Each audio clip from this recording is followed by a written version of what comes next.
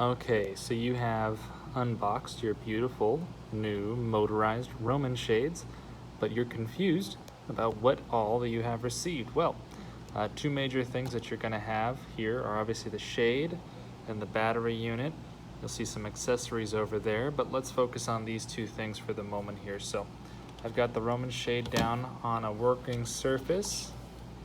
Okay, I'm just going to flip it over so that I'm seeing the back. And here we have it, we have an antenna, and we have some wires that connect to the battery. So the first thing I want to do, and remember motorization for these Roman shades is inside mount only because of how the battery pack sticks off of the back of the headrail. I'm just gonna just hook it on just like that.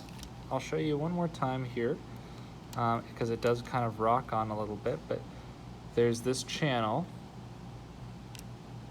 Okay, and I just take that, see if I can get it from the side, and she's in place.